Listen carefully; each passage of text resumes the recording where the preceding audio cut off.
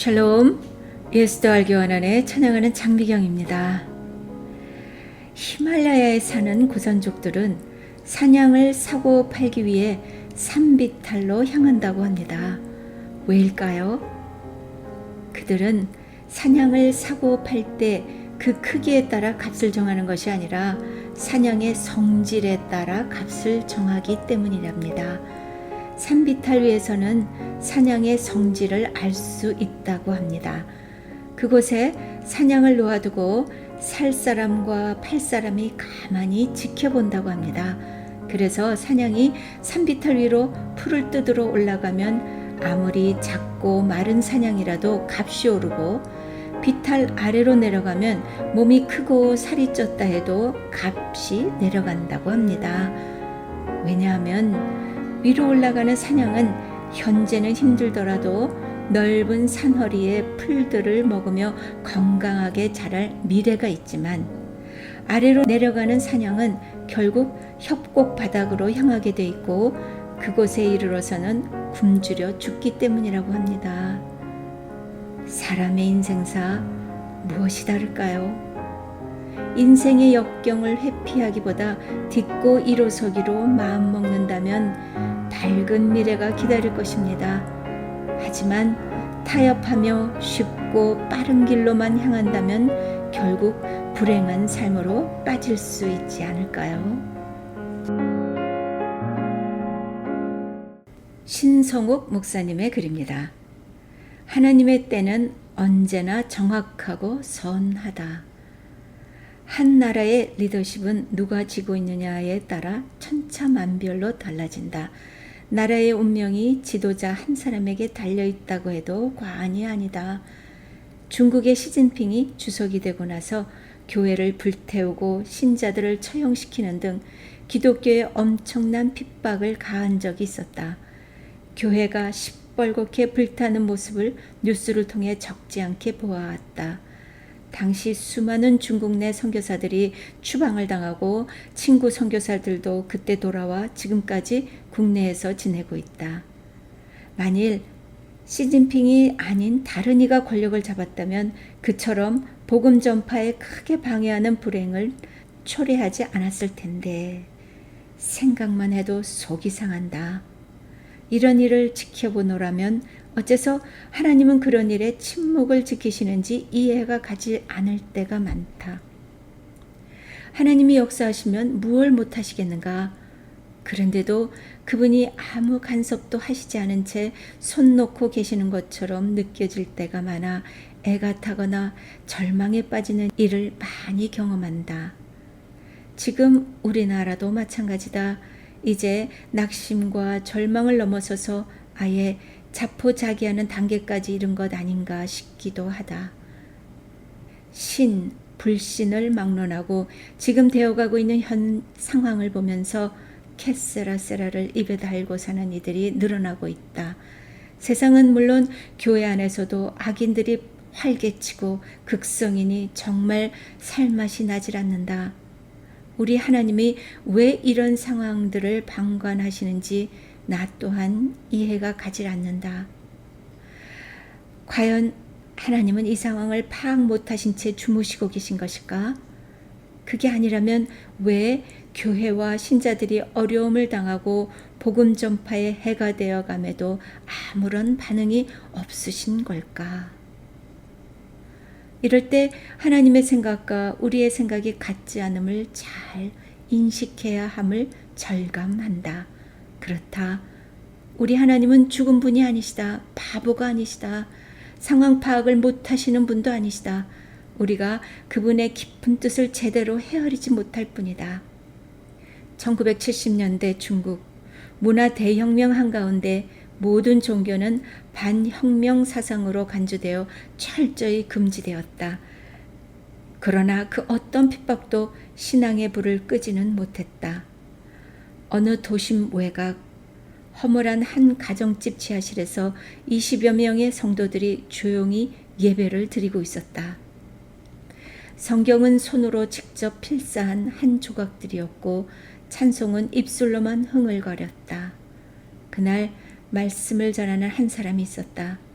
그녀는 30대 초반의 리원이라는 젊은 여자였다. 그녀는 겸손하고 조용한 성격이었지만 말씀 앞에서는 담대하고 생기가 넘쳤다. 한참 말씀을 전하던 중 갑자기 쿵쿵 문이 박살나면서 무장한 군인 5명이 들이닥쳤다. 군인 중 한 명이 예배를 인도하던 리원에게 총을 거누며 외쳤다. 네가 말하는 하나님이 정말 여기 있다면 널 지금 구해보라고 해봐. 모두가 숨을 죽였습니다. 리원은 고개를 들고 조용히 웃으며 이렇게 말했다. 하나님은 지금 여기 계십니다. 당신은 지금 그분 앞에 서 있는 줄 모르십니까? 내가 두렵지 않은 이유는 여호와 삼마 하나님이 이 자리에 함께 계시기 때문입니다. 그리고 리원은 조용히 눈을 감고 평온한 목소리로 찬송을 부르기 시작했다. 내 평생에 가는 길 순탄하며 늘 잔잔한 강 같든지.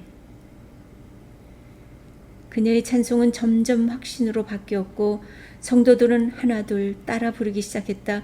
순식간에 지하실은 마치 천국의 예배실이 된 듯 울림이 퍼졌다. 큰 풍파로 무섭고 어렵든지 나의 영혼은 늘 편하다.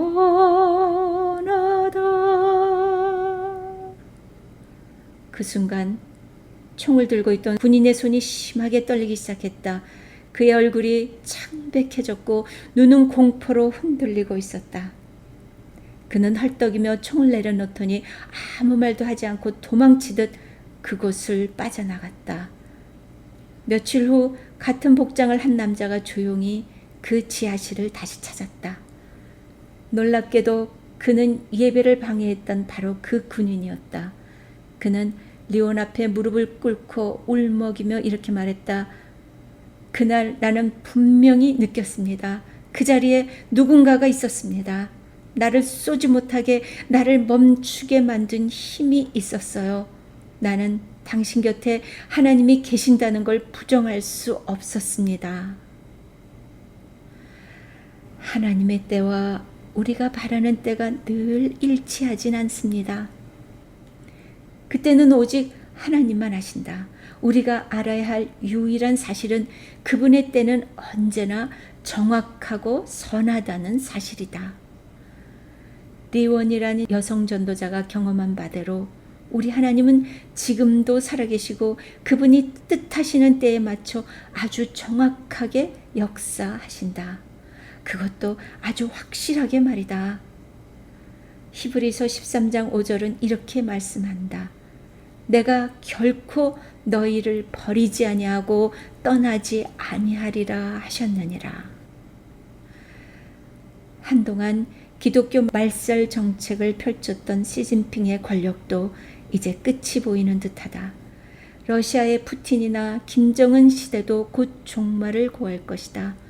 하나님 나라와 복음을 방해하고 불의를 행하는 어떤 이도 하나님의 때에 정리해 주실 것이다.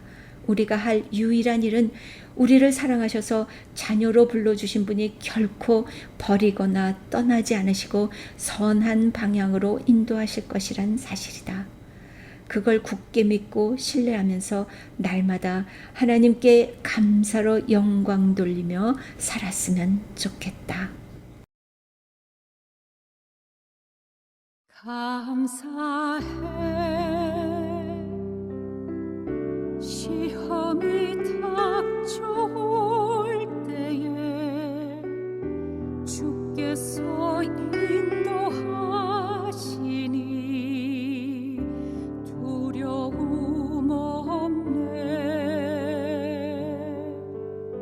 모두 감사해. 절망 속에서 새 힘을 용기 주시니 승리하리라.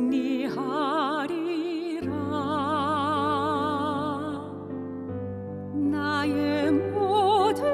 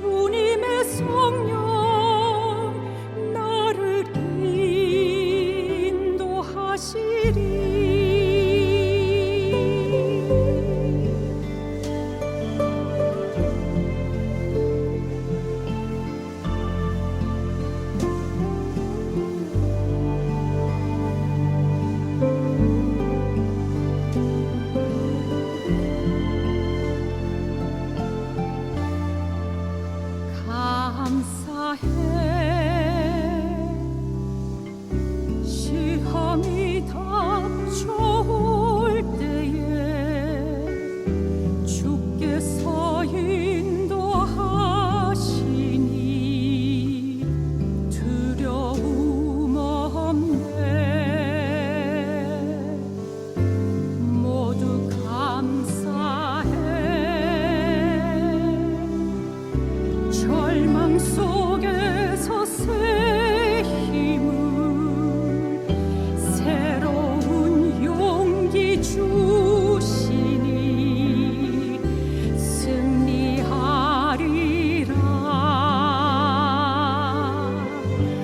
나의 모든 생활 속에서 주님이 함께 하시니 주님의 성령 나를 인도하시리. 시험이 나를 찾아올 때 주님 지켜주시리. 주님의 성령 나를 인도하시리.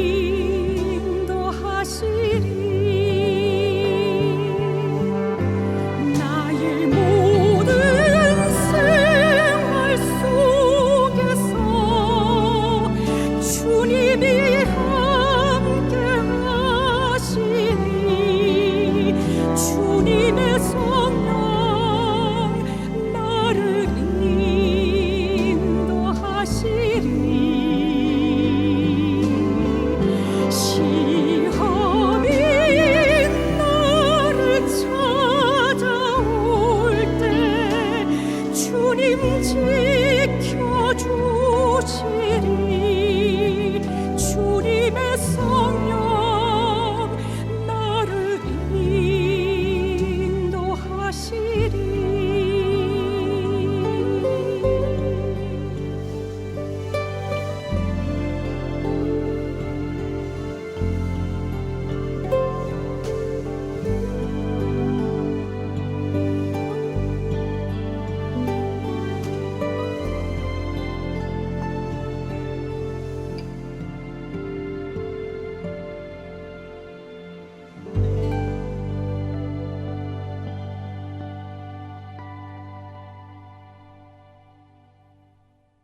권도근 목사님의 글입니다.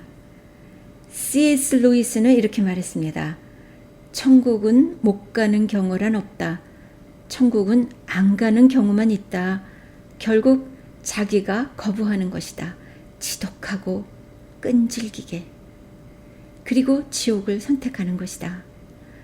하나님은 우리를 지독히 사랑하시지만 결코 강간하지는 않으시는 분이다. 충격적인 표현입니다. 하나님은 우리를 지독히도 사랑하십니다. 그러나 우리를 소유하시려고 결코 우리를 힘으로 굴복시키시지 않으십니다. 하나님은 우리가 천국을 선택하시길 간절한 마음으로 기다리고 또 기다리십니다. 사랑은 오래 참기에 기다리며 사랑은 무례하지 않기에 스스로 선택할 기회를 주며 오래 기다립니다. 하지만 모든 것이 준비가 끝나고 잔치가 시작되면 그 문은 영원히 닫힐 것입니다. 세상에는 딱 두 종류의 인간밖에 없어.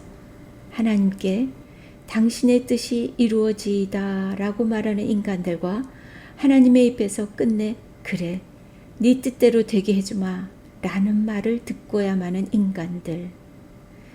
지옥에 있는 자들은 전부 자기가 선택해서 거기 있게 된 걸세. 자발적인 선택이라는 게 없다면 지옥도 없을 게야. 진지하고도 끈질기게 기쁨을 갈망하는 영혼은 반드시 기쁨을 얻게 되어 있네. 찾는 이가 찾을 것이다. 두드리는 이에게 열릴 것이니라. C.S. 루이스의 천국과 지옥의 이혼 9장 중에서의 글입니다. 하나님은 모든 사람이 구원을 받으며 진리를 아는 데 이르기를 원하십니다. 디모데전서 2장 4절 말씀.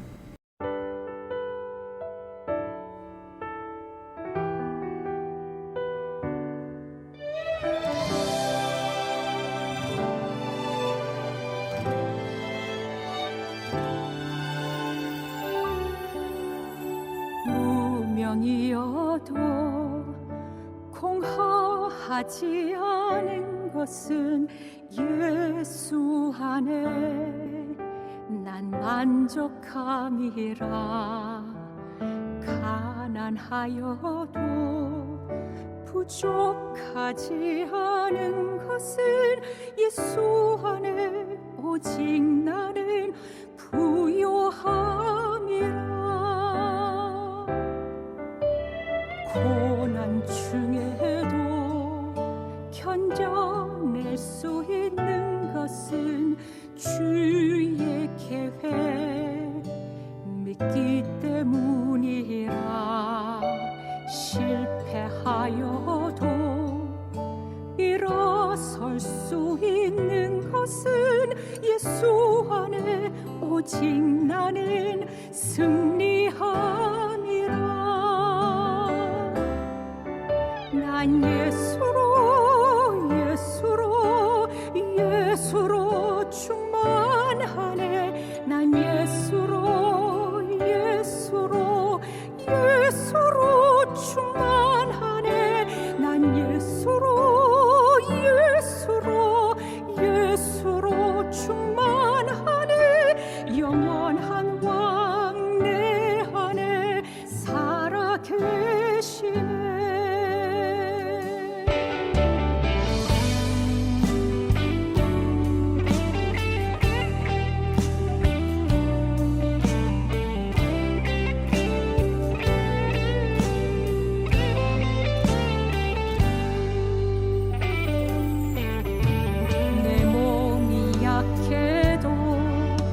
낙심하지 않는 것은 예수 안에 난 완전함이라.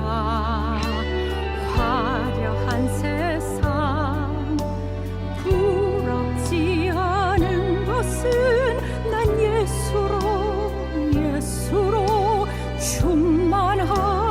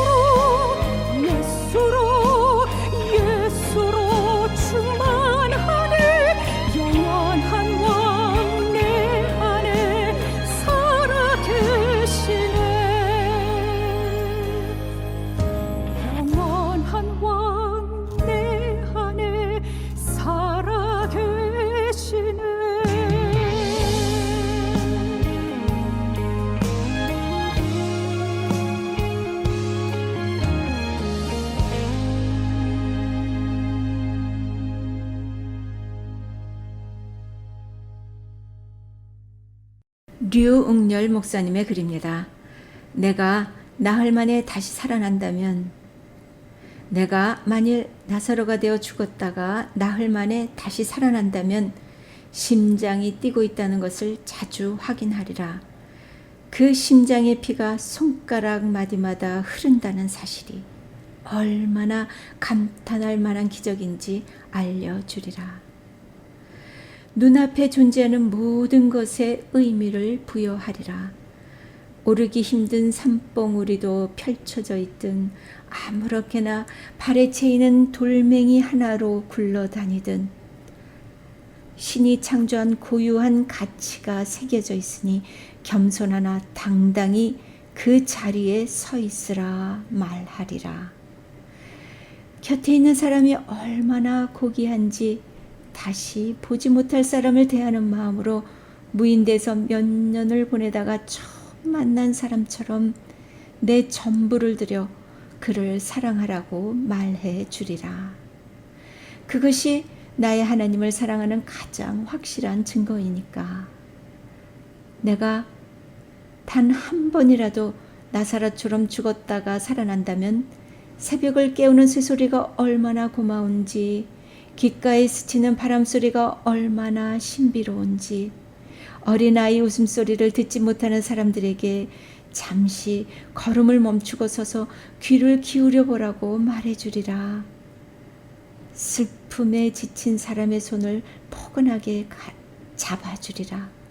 주저하고 있다면 실패해도 괜찮다고 말해주리라.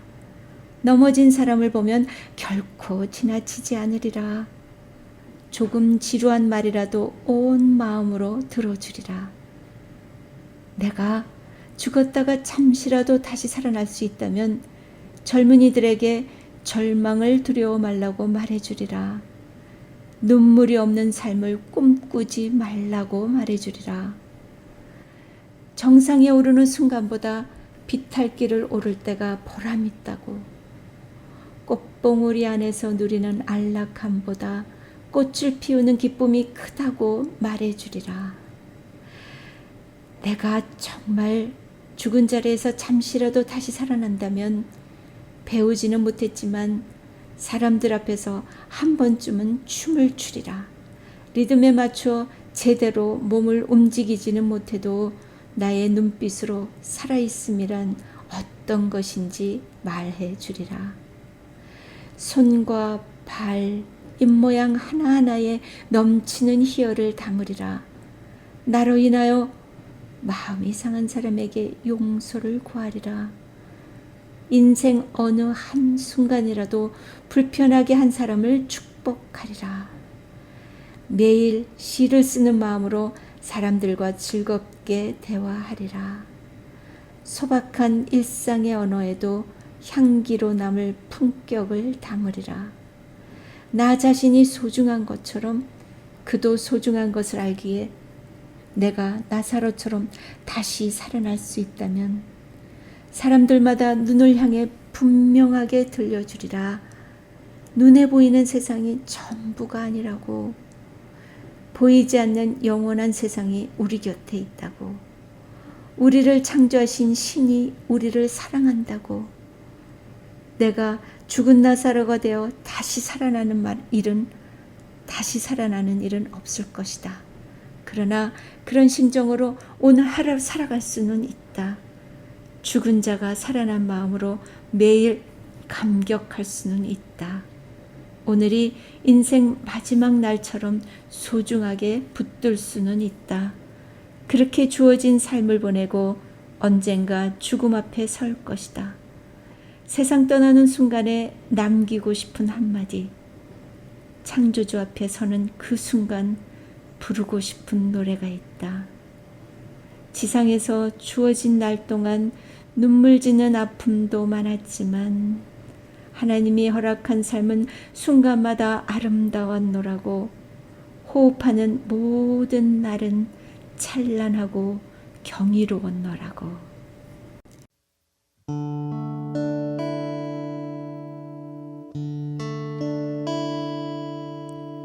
은혜 없인 오늘도 나는 죄인이네.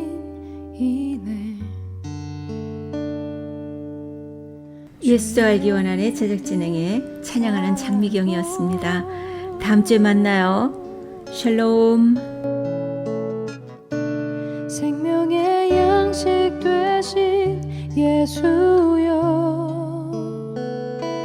줄이고 목마른 나를 지금 먹이소서.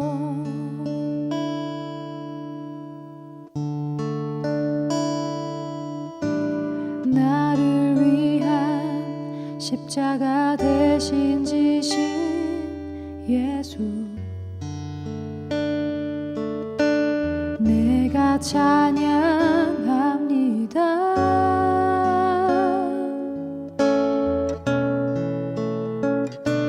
자신을 버리기까지 내게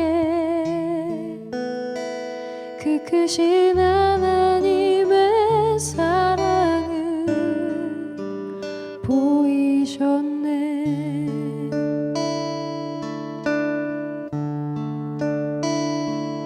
당신께 나의 마음을 쏟아놓고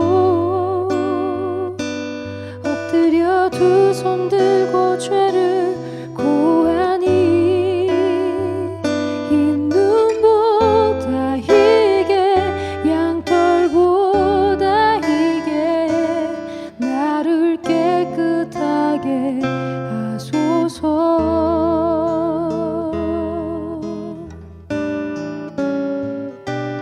주여 내게 지금 떡을 대사